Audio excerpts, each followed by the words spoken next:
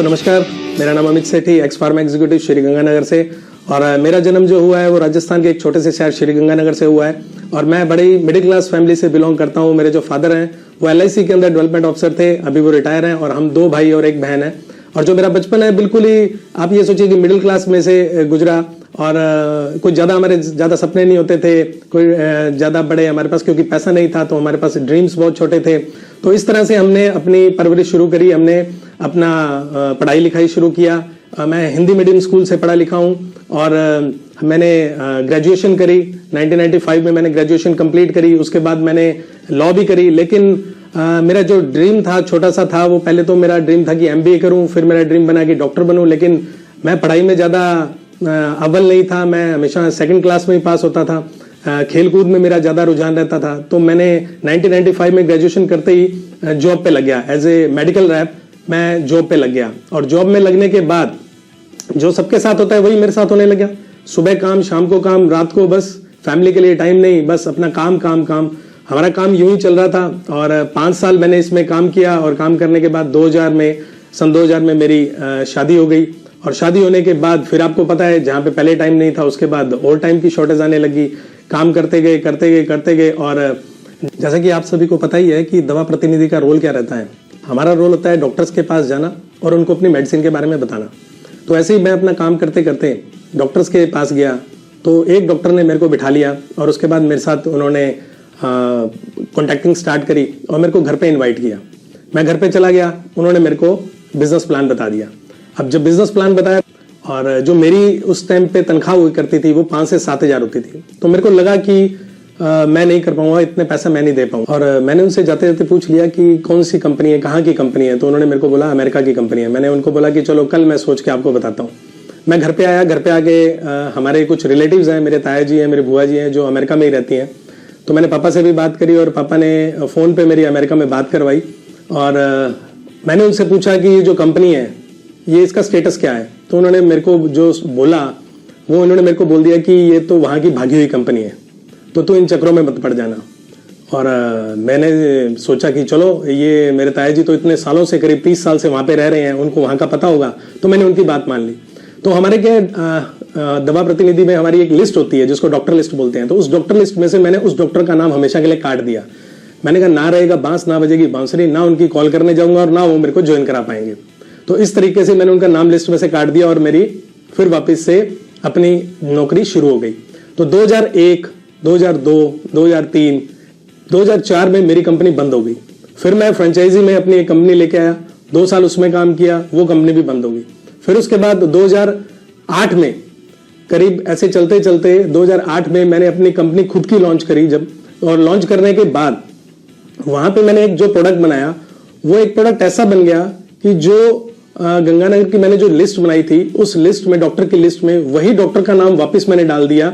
और सोचा कि अब इतने साल हो गए, कहां पे 2001 में उन्होंने मेरे को बताया था, अब 2008 आ गया, तो 7 साल में उन्होंने कंपनी छोड़ दी होगी या वो भूल गए होंगे कि उन्होंने भी मेरे को बिजनेस प्लान बताया था।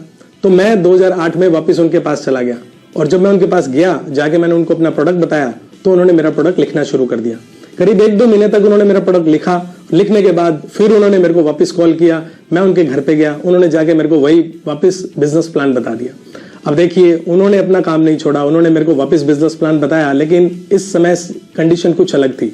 अब कंडीशन क्या थी, वो मेरा प्रोडक्ट लिख रहे थे। तो क्या होगा, मेरा डॉक्टर के साथ रिलेशन खत्म हो जाएगा और फिर वो मेरा प्रोडक्ट लिखना बंद कर। ओनली 995। तो मैंने उनको ऑब्लिगेटरी वाइज ज्वाइन कर लिया। अब मैंने तो ज्वाइन कर लिया, अब रोज उनका कॉल आने लगा, अमित आज यहाँ मीटिंग है, अमित आज वहां मीटिंग है, आज सर को वहां आना है, आज सर को वहां आना है। और सेम जो एक दवा प्रतिनिधि की आदत होती है वही मैं करने लग गया। मैं उनको बोलता आज मैं टूर पे हूं, आज मैं वहां पे हूं, आज मेरा मैनेजर आया हुआ है, आज मेरी क्लोजिंग है। तो मैं ऐसे करके उनको हमेशा टालता रहा। लेकिन 3 महीने बाद दिसंबर 2008, मेरे को आज भी याद है क्या हुआ, वो उन्होंने मेरे को फोन किया और फोन करके बोला अमित कल कहाँ है। तो मैंने उनको बोला कि कल तो मेरा मैनेजर आ रहा है, मेरे को तो उसके साथ में ज्वाइंट वर्किंग है। तो उन्होंने कहा कल तो संडे है। मैंने कहा अच्छा वो संडे है, वो मेरा मतलब है वो मंडे को आ रहा है, तो मंडे की उसके साथ वर्किंग है। तो क्या फिर ठीक है, कल ऐसे कर संडे को मेरे साथ एक मीटिंग में चल। अब फिर अगेन 3 महीने से तो मैं उनको बोल ही रहा था, टाल रहा था। तो मैंने अब इस बार सोचा चलो एक बार जा ही आते हैं, 3 महीने में एक बार जाना कोई बुरी बात थोड़ा। बहुत बड़ा फंक्शन दिखाया, करीब वहां पे 10 से 15 हजार लोग थे। और वहां पे जाके तो लेकिन वहां पे जो डायमंड स्टेज पे आ रहे थे वो कुछ ना कुछ बोल रहे थे, वो कहीं ना कहीं माइंड के अंदर, सबकॉन्शियस माइंड में जा तो रहा था, लेकिन मैं एक्साइटेड नहीं हो पा रहा था। इतने में एक डायमंड आए, वो डायमंड जो, क्योंकि मैं तो पहली बार ही देख रहा था, मुझे ये भी समझ नहीं थी डायमंड क्या होते हैं, लेकिन उन्होंने जब स्टेज पे आए तो उनके आंखों पे काला चश्मा लगा हुआ था और वो व्हाइट बोर्ड भी लगा हुआ था, उस पर आके कुछ वो लिखने लगे, उन्होंने कुछ समझाया। तो मैं सोच रहा था कि रात का टाइम है, 8 बज गए और उन्होंने आंखों पे काला चश्मा क्यों लगाया हुआ है। तो इतने में वो बोले कि मैं इस बिजनेस को जब ज्वाइन किया था उसके बाद मैं एक एमरल्ड लेवल पे पहुंचा और मेरी शुगर हाई हो गई, तो मेरी आंखों की रोशनी चली गई और फिर मेरी दोनों किडनियां भी खराब हो गई, मैं डायलिसिस पे हूँ। ये जो लाइन है ना, ये मेरे को आज भी याद है। अब मैंने सोचा कि वो इंसान जो अंधा है और वो बोर्ड पे प्लान शो कर रहा है, तो मेरी आंखों में से आंसू निकलने लगे और मेरे को ये समझ में आया कि एक्चुअल में अंधा वो नहीं है, अंधा मैं हूं, क्योंकि मेरे पास तो आंखें थी और मैं देख नहीं पा रहा था और उनके पास आंखें नहीं थी और वो देख पा रहे थे। तो वो लाइन मैंने पकड़ ली। उसके बाद क्या हुआ मुझे पता ही नहीं। उसके बाद वो प्रोग्राम खत्म हो गया। जब हम वापस आ रहे थे तो डॉक्टर साहब ने बस के अंदर सभी नए लोगों को एक एक करके बुलाया और उनसे पूछा कि आपको ये फंक्शन कैसा रहा, कैसा लगा और आप क्या डिसीजन लेके आए। तो मेरी बारी आई तो मैं स्टेज पे गया, बस के अंदर जो बना हुआ था वहां पे मैंने उसको बोला डॉक्टर साहब को कि डॉक्टर साहब प्रोग्राम तो अच्छा था, मैं जो डिसीजन लेके आया हूँ शायद हो सकता है आपको बुरा लगे। पहला मैंने डिसीजन ये लिया है कि मैं बिजनेस को बिल्ड करूंगा और दूसरा ये है कि मैं इस बिजनेस में अब अगले फंक्शन में तब आऊंगा। और तीसरा मैंने ये कहा कि आज के बाद मैं आपकी कॉल नहीं करूंगा। तो डॉक्टर साहब कहते हैं कॉल नहीं करूंगा, इसका मतलब क्या हुआ। मैंने कहा देखिए मैंने जो ज्वाइन किया था ना, फिर मैंने वहां उनको सच बोल दिया कि मैंने एमवे इसलिए ज्वाइन किया था कि आप मेरा प्रोडक्ट लिख रहे थे और मैं नहीं चाहता था कि मैं मना करूं और मेरा प्रोडक्ट बंद हो जाए, तो मेरे को क्या होगा, मेरे को नुकसान हो जाएगा। तो आज के बाद मैं आपकी कॉल नहीं करूंगा, आपको मिलने नहीं आऊंगा, आपके चैम्बर में तो आऊंगा लेकिन कभी बैग लेके नहीं आऊंगा, कभी प्रोडक्ट का नहीं बोलूंगा। आपको लिखना हो तो लिखना, नहीं लिखना तो मत लिखना। क्योंकि आज आपने जो मेरी आंखें खोली हैं, आज आपने जो मेरे को बिजनेस दिखाया है, वो आपने मेरे को करोड़ों का व्यापार करना सिखा दिया और कहा मैं हजारों में फंसा हुआ था। कुछ 1000 रुपए के पीछे मैं लाखों का नुकसान कर रहा था। वहां से मैं डिसीजन लेके जब वापिस आया तो मेरे को नहीं पता कि बिजनेस कैसे करना है और मैंने घर आके अपनी वाइफ को इतना ही बोला था कि मैंने जस्ट एमवे कंपनी ज्वाइन करी है। अब इनको ये नहीं पता कौन से प्रोडक्ट है, हालांकि मेरे को ही नहीं पता था कि कौन से प्रोडक्ट है। तो मैंने एक टाइम निकालना शुरू किया क्योंकि हमारे मेडिकल रैप में क्या होता है, शाम को 6 बजे के बाद हम फ्री होते हैं, कोई काम नहीं होता, कभी इस डॉक्टर के पास कभी उस डॉक्टर के पास, ऐसे ही रिलेशन बिल्ड करते रहते हैं। तो शाम को 6-7 बजे मैं जब फ्री हो जाता तो मैंने डिसाइड किया कि क्यों ना मैं 1-आधा घंटा डॉक्टर साहब के पास घर में जाऊंगा और उनसे सीखूंगा कि बिजनेस को कैसे किया जाए। तो मैं रोज उनके घर में जाने लग गया। ये मेरे को रोज डांटने लगे कि आप पहले उधर काम कर रहे हो, फिर शाम को हमारे लिए टाइम नहीं देते, आप वहां जाके बैठ जाते हो। तो मैंने कहा नहीं, मैं 1 घंटा तो जाया ही करूंगा, लेकिन वो 1 घंटा बैठे बैठे वहां मेरे को एंजॉय आने लग गया, वहां पे मैं सीखने लग गया। वहां पे कोई भी आता था मैं एक्साइटेड हो जाता था, मैं थोड़ा थोड़ा सीखना शुरू किया, तो रात को 10-10 बजे तक भी मैं वहीं बैठा रहता होता था।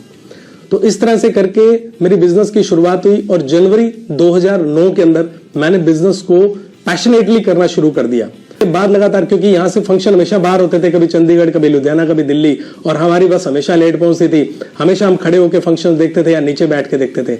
इस तरह से कारवां चलता गया। उसके बाद ब्रांड न्यू सिल्वर बने। मेरी टीम के अंदर 1 महीने बाद ही एक्साइटमेंट आ गया कि अमित ने ब्रेक कर लिया, सिल्वर चला गया तो हम भी सिल्वर जाएंगे। तो मेरी टीम में भी एक ने सिल्वर ब्रेक कर दिया। उसके बाद नेक्स्ट हम गोल्ड गए, नेक्स्ट हम प्लैटिनम गए, प्लैटिनम के बाद प्लैटिनम फोरम हमें मिला, हम दोनों गए। और इन द मीनवाइल प्लैटिनम तक मैडम ने मेरे साथ काम नहीं किया। ये सिर्फ मेरे को इतना ही बोलते थे, ठीक है आप काम करो, मेरे पास टाइम नहीं है। क्योंकि 2008 में जब मैंने ज्वाइन किया था तब ये प्रेग्नेंट थी। और आगे की स्टोरी थोड़ा सा मैडम आपको बताएंगी। मैं जो मेरा काम था वो मैंने किया, उसके बाद का जो है वो मैडम आपको बताएंगी। मैडम ने मेरे को कैसे साथ दिया, कैसे उन्होंने मेरे को मोटिवेट रखा, क्योंकि इनकी कंडीशन ऐसी थी वो मेरे साथ में काम नहीं कर सकती थी। तो इन्होंने मेरा बहुत साथ दिया। आज हम जिस भी लेवल पे हैं इनके कारण ही है। आज जो बिजनेस की जो बैकबोन है वो मैडम ही है। तो आगे मैं इनवाइट करना चाहूंगा मैडम रूही सेठी को। नमस्कार सभी को, मेरा नाम रूही है। बाय प्रोफेशन मैं एक एकेडमिशियन हूँ और मेरा क्वालिफिकेशन MBA PhD है और लगभग 20 साल से मैं टीचिंग प्रोफेशन और एडमिनिस्ट्रेशन के साथ जुड़ी हुई हूँ। मेरा जन्म एक छोटे से शहर अबोहर पंजाब में हुआ। जैसे बचपन सबका आम घरों में जिस तरह से होता है, मेरा भी एक आम घर में परवरिश हुई। माता पिता बिल्कुल अनपढ़ थे, कोई ड्रीम नहीं थे, कोई बड़े बड़े सपने हमें नहीं दिखाए जाते थे। इनफैक्ट हमारे घर में तो जो पढ़ाई का स्तर है, एजुकेशन लेवल जिसको बोलते हैं, वो बहुत ही लो था। और ज्यादातर क्योंकि जिस जमाने के हम पैदा हुए थे उस जमाने में लड़कियों को बहुत ज्यादा पढ़ाई करने की छूट नहीं दी जाती थी। लेकिन मेरी माँ को हमेशा ये लगता था कि क्योंकि उन्होंने पढ़ाई नहीं करी है, वो चाहती थी कि उनकी बेटी पढ़े। तो उन्होंने बहुत मुश्किल से पैसे इकट्ठे करे और मुझे एक बहुत अच्छे स्कूल में उन्होंने एडमिशन कराया। आज भी उस स्कूल का नाम है, इंग्लिश मीडियम क्रिश्चियन स्कूल था वो, कॉन्वेंट स्कूल था वो, जहां पर जाके मैं पढ़ाई किया करती थी। और बहुत स्ट्रगलिंग फेजेस थे वो, क्योंकि हर महीने फीस देना, रिक्शा की फीस देना, स्कूल के खर्चे बियर करना। पर मेरी मदर हमेशा कहीं ना कहीं से पैसे निकाल के रखती थी, जोड़ के रखती थी, ताकि वो मेरे स्कूल की फीस भर सके। आपको ये सुनकर भी शायद अचंभा होगा कि मैं जब स्कूल में पढ़ा करती थी तो मेरे जो पिताजी थे उनको ये तक नहीं पता था कि मैं एक बॉयज वाले स्कूल में पढ़ती हूँ, को एजुकेशन स्कूल में पढ़ती हूँ। मुझे याद है एक बार वो मुझे स्कूल से लेने आए, 10वीं क्लास की मैं पढ़ाई कर रही थी उस समय, और हमारे स्कूल में एक फंक्शन था जिसमें हम लेट हो गए थे फंक्शन में। तो मेरे पिताजी मुझे जब लेने आए वहां पे, उन्होंने देखा कि लड़के भी पढ़ते हैं स्कूल में, तो उन्होंने कहा कि कल से ये स्कूल नहीं जाएगी, लड़कों वाले स्कूल में नहीं जाएगी। तो मेरी माताजी ने यही कहा मेरे पिताजी को कि इतने साल से ये पढ़ाई कर रही है, आज तक कभी इसकी कोई शिकायत नहीं आई है स्कूल से, तो आप इसको अब क्यों हटाते हैं, आप इसकी पढ़ाई पूरी होने दें।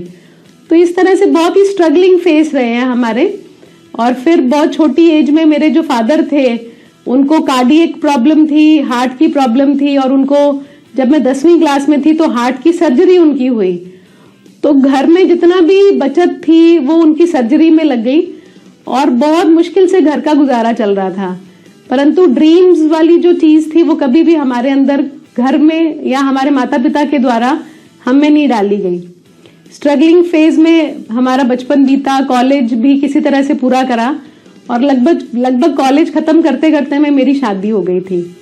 जब मैं शादी करके यहाँ गंगानगर में आई तो यहाँ पे इनका जो लिविंग स्टाइल था वो बिल्कुल हमारे घर से डिफरेंट था, क्योंकि सन 2000 में मेरी शादी हुई और सन 2000 में ये मेरे हस्बैंड जो है वो कार अफोर्ड किया करते थे, मतलब इन्होंने अपनी खुद की गाड़ी ले रखी थी।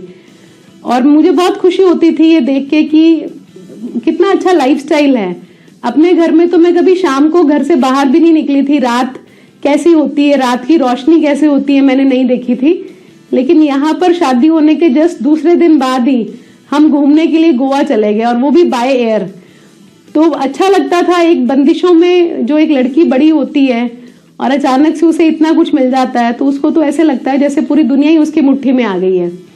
परंतु क्योंकि मैं सिर्फ ग्रेजुएट करके शादी मेरी हो गई थी तो मेरे मन में सिर्फ इतना था कि मैं आगे की पढ़ाई भी अपनी करूं, क्योंकि शुरू से पढ़ाई के साथ मैं जुड़ी हुई थी। तो मैंने अपने हस्बैंड से ये बात करी कि मुझे अपनी पढ़ाई करनी है आगे। तो उस समय उसी साल ही गंगानगर में एक नया कॉलेज खुला था, MBA का कॉलेज। तो क्योंकि मेरे नंबर अच्छे थे ग्रेजुएशन में, मेरा उस कॉलेज में दाखिला हो गया, MBA कॉलेज में। अक्टूबर में हमारी शादी हुई और दिसंबर में मैंने कॉलेज दोबारा से ज्वाइन कर लिया। 2 साल तक मैंने MBA करी और फिर मैंने अपने आप को PhD डिग्री के अंदर एनरोल करा लिया।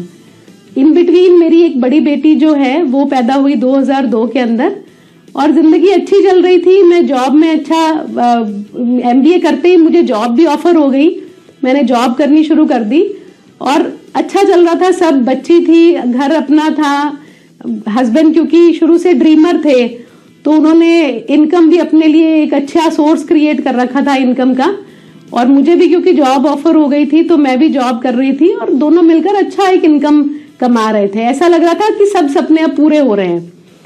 और समय बीतता गया। 2008 के अंदर जब मैं दूसरे अपने बेटी के साथ प्रेग्नेंट थी तब ये एमवे बिजनेस ज्वाइन करके आए, लेकिन इन्होंने घर पे आके कभी भी मेरे साथ बहुत ज्यादा डिस्कशन नहीं करी एमवे को लेकर।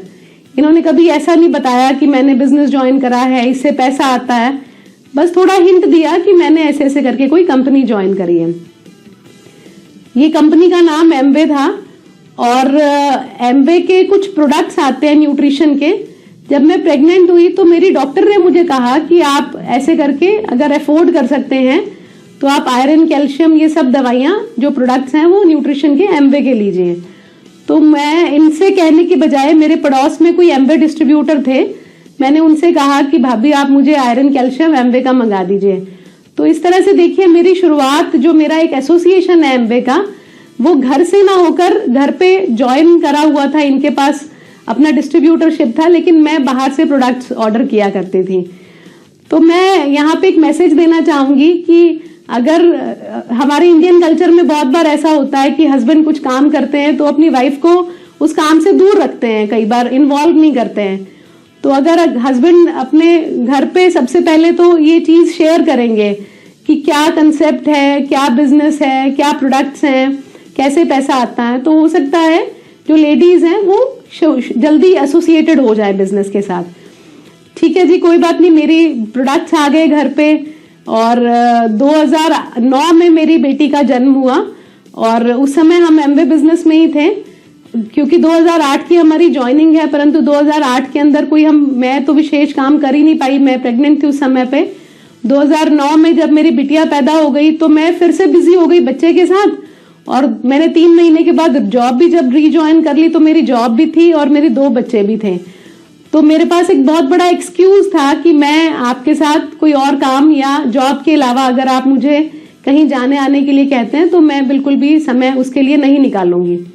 हम लोग जॉइंट फैमिली में रहते थे, ये बात किया करते थे एम्बे की, ये बात किया करते थे कि एम्बे के प्रोडक्ट्स बहुत अच्छे आते हैं, ऑर्गेनिक प्रोडक्ट्स हैं, केमिकल फ्री प्रोडक्ट्स हैं। लेकिन जॉइंट फैमिली में आप सबको शायद पता होगा कि बहुत सारी परेशानियां भी होती हैं, अच्छाइयां भी होती हैं और कुछ परेशानियां भी होती हैं।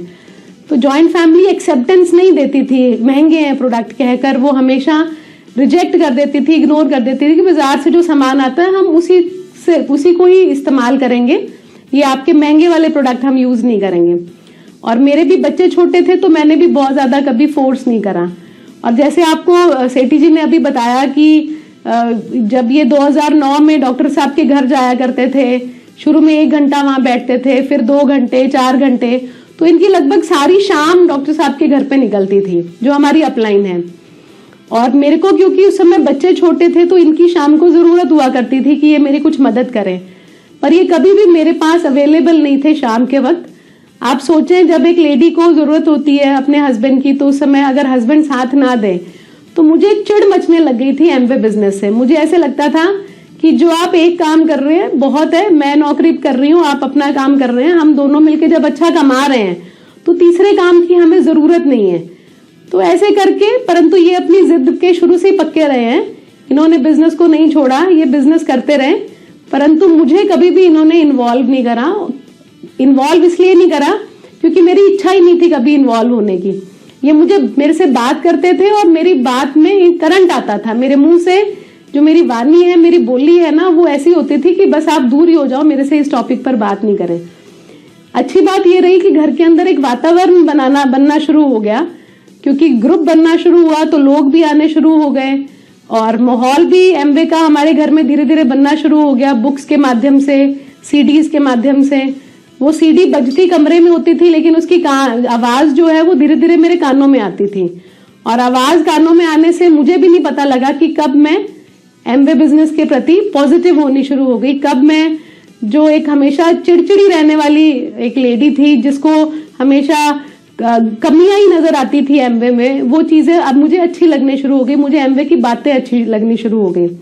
मेरा सबसे बड़ा कंस्ट्रेन एम्बे करने में यही रहा है कि मैंने एमबीए करा, फिर मैंने पीएचडी करा। 2010 के अंदर मुझे पीएचडी अवार्ड हो गई और मुझे हमेशा ऐसे लगता था कि एमबीए कर लिया है, पीएचडी कर लिया है, तो जो पढ़ाई थी वो हमेशा मेरे आड़े आ रही है एमबे बिजनेस को करने में। पढ़ाई लिखाई ज्यादा करने के बाद कई बार मेंटल ब्लॉक्स आ जाते हैं। मुझे ऐसे लगने शुरू हो गया था कि मैं टीचिंग के साथ ही कंफर्टेबल हूँ, टीचिंग प्रोफेशन के साथ, ये साबुन तेल बेचने का काम मैं नहीं कर सकती, ये मुझे सूट नहीं करता है। और ये मेरा सबसे बड़ा एक्सक्यूज रहा है हमेशा एमबे बिजनेस को करने में। जैसे सेठी जी ने आपको बताया, सिल्वर लेवल तक ही अकेले गए, गोल्ड लेवल तक ही अकेले गए, प्लैटिनम लेवल तक ही अकेले गए। तो मैं इसलिए नहीं साथ दे पाई क्योंकि मैं इस कंसेप्ट को कभी अडॉप्ट ही नहीं कर पाई कि साबुन तेल बेचने से भी कभी पैसा आ सकता है।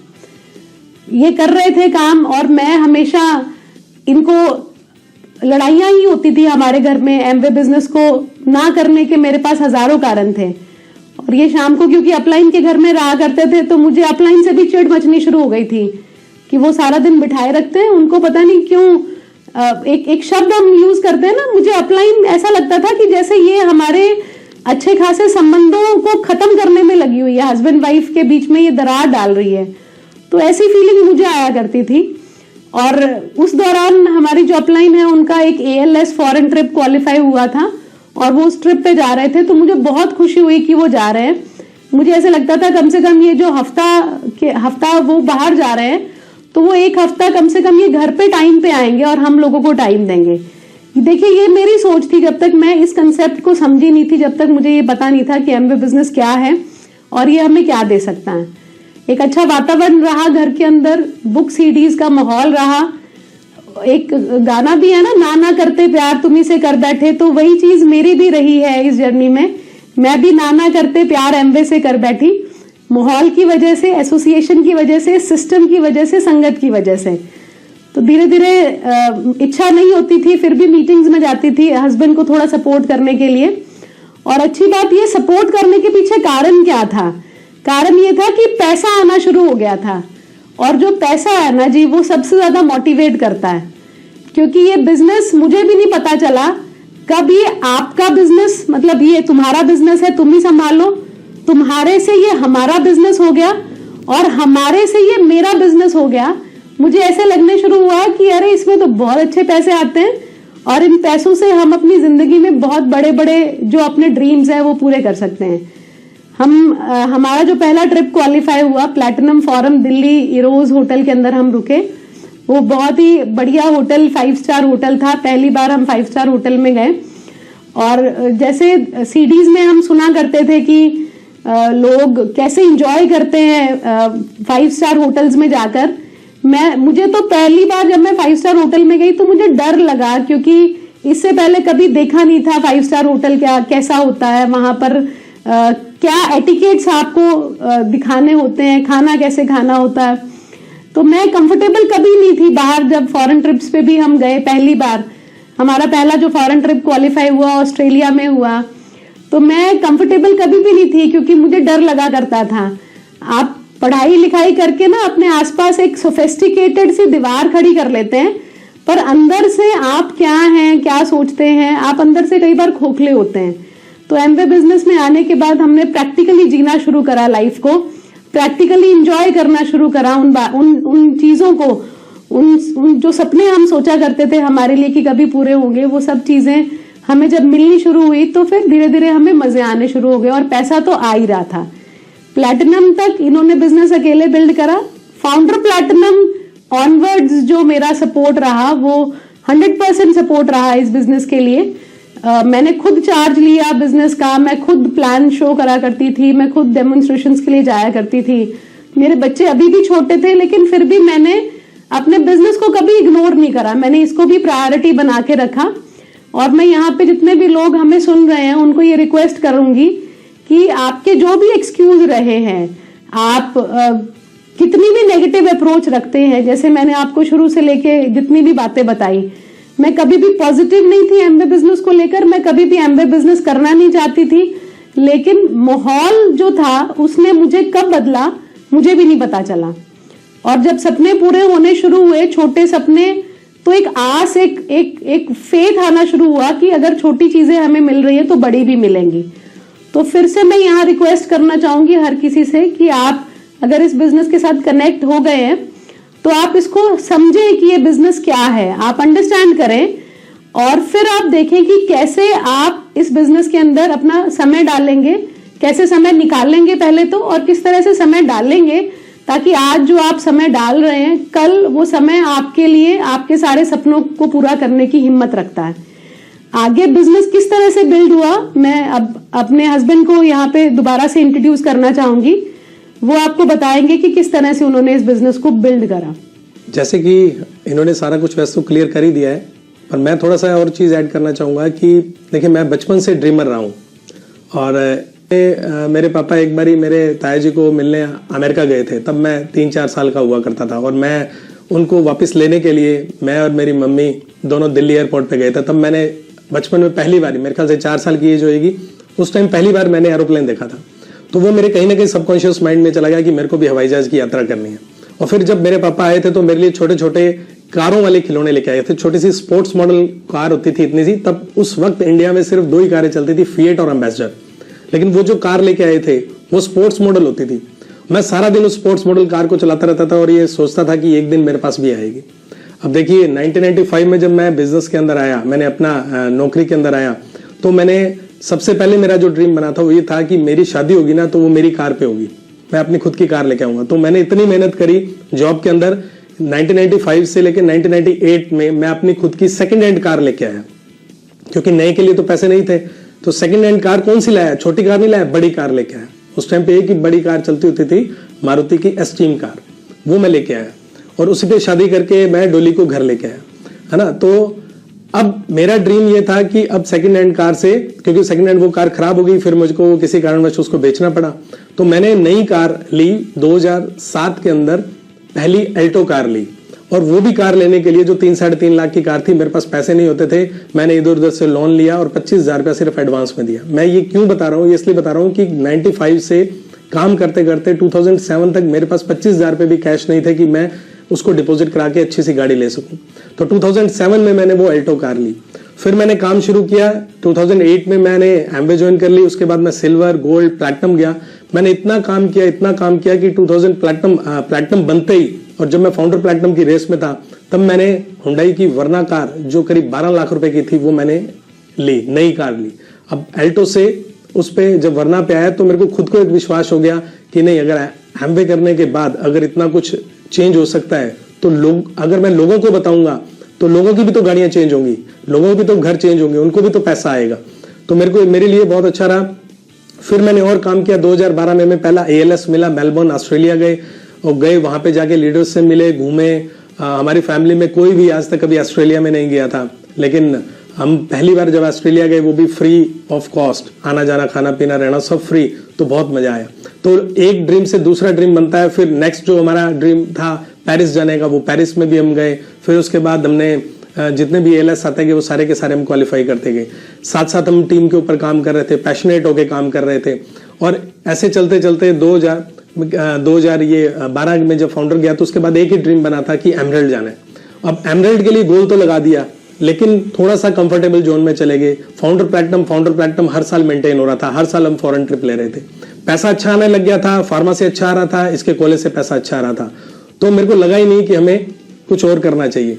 तो करते लेकिन अब मेरे बच्चे भी कहने लगे, पापा हर साल आप इतना बड़ा पोस्टर घर में लगा देते हो कि आप ब्रांड न्यू एमरल्ड इस साल बन रहे हो, इस साल भी नहीं बने, अगले साल भी नहीं बने, अगले साल भी नहीं बने, उससे अगले साल भी नहीं बने, तो आप बनोगे कब? या सिर्फ ऐसे ही आप चेंज कर रहे हो डेट? तो मेरे को लगा कि अगर बच्चे मेरे को ऐसा बोल रहे हैं तो अब बच्चों के लिए ही करके दिखाना पड़ेगा। उसके बाद मैंने काम करना शुरू किया।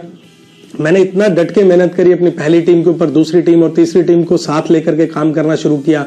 इतना काम किया कि 2019 और 20 के अंदर, 2018 और 19 के अंदर हम ब्रांड न्यू एमरल्ड गए।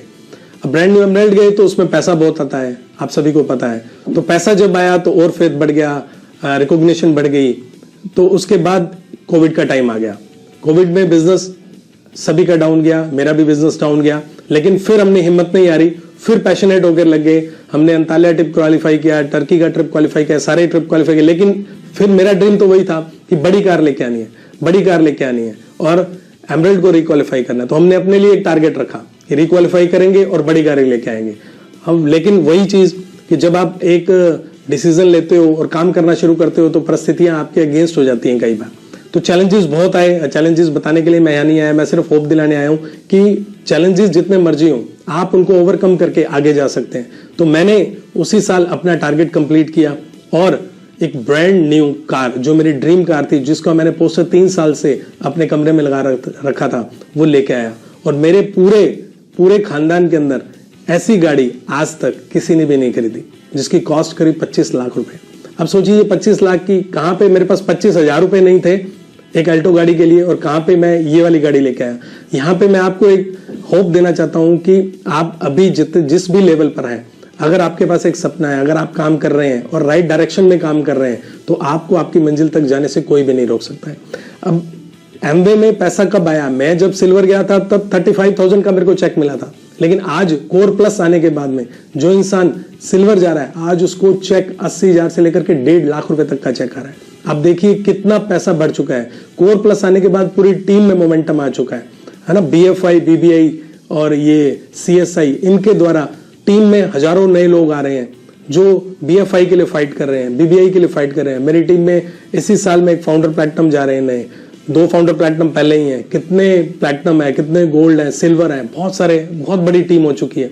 और हर लोग अपने अपने सपनों के लिए काम कर रहे हैं और हम क्या कर रहे हैं? उनकी सपोर्ट कर रहे हैं। मेरी अपलाइन मेरी सपोर्ट कर रही है और एज ए अपलाइन मैं लोगों की सपोर्ट कर रहा हूं। हम सबका एक ड्रीम है, हम सब बहुत बड़ा बिजनेस क्रिएट करें और बहुत लोगों की जिंदगियों को चेंज करें। वो पैसा कमाना चाहते हैं, हम कमाने में उनकी मदद करें। मैं आपको सिर्फ इतनी सी होप दे रहा हूं, अगर आप इस बिजनेस को सीरियसली बिल्ड कर रहे हैं तो कुछ छोटे छोटे काम आपको करने पड़ेंगे। पहला है, आप अपलाइन की सबमिशन में रहें, जैसा वो कह रहे हैं वैसे करते रहिए, क्योंकि उन्होंने किया हुआ है, वो आपको गलत राय नहीं देंगे। दूसरा है, एजुकेशन सिस्टम बनना है तो मेडिकल कॉलेज जाना पड़ेगा, आपको एडवोकेट बनना है तो लॉ कॉलेज जाना पड़ेगा, आपको तैराकी सीखनी है तो स्विमिंग कॉलेज जाना पड़ेगा, आपको क्रिकेट खेलना है तो क्रिकेट एकेडमी जानी पड़ेगी। कहीं पर भी अगर आपको कामयाब होना है तो आपको उस फील्ड से रिलेटेड आपको एकेडमी ज्वाइन करनी पड़ेगी और वहां से सीखना पड़ेगा। इवन साइकिल चलाना भी अपने हमको सीखना पड़ता है। आपको इनकम आएगी, आपकी जनरेशन में जाएगी, तो यहाँ पे सीखना तो जरूरी है ही। और यही मैं करता था। मैं स्टार्टिंग में, मेरे को प्लान दिखाना नहीं आता था, मैंने उसको सीखा। मैं वहां जाके बैठ जाता था, अपने अपलाइन के घर में जाके सिर्फ बैठ जाता था और देखता रहता था वो क्या बोल रहे हैं, क्या बोल रहे हैं, क्या बोल रहे हैं। मैं खुद आगे प्रैक्टिस करता होता था। तो सेम चीज आप भी कीजिए। अगर आपने इसको अपना बिजनेस बना लिया, और जो बंदा स्टार्ट करता है वो दिमाग लगा के स्टार्ट करता है, लेकिन पहुंचना दिल से होता है। आज हम बिजनेस को दिल से बिल्ड कर रहे हैं। अगर आप दिमाग से दिल तक जितनी जल्दी पहुंचेंगे, आपका बिजनेस उतनी जल्दी क्रिएट होगा और बहुत जल्दी आप बहुत बड़ी सक्सेस पालोगे। Thank you.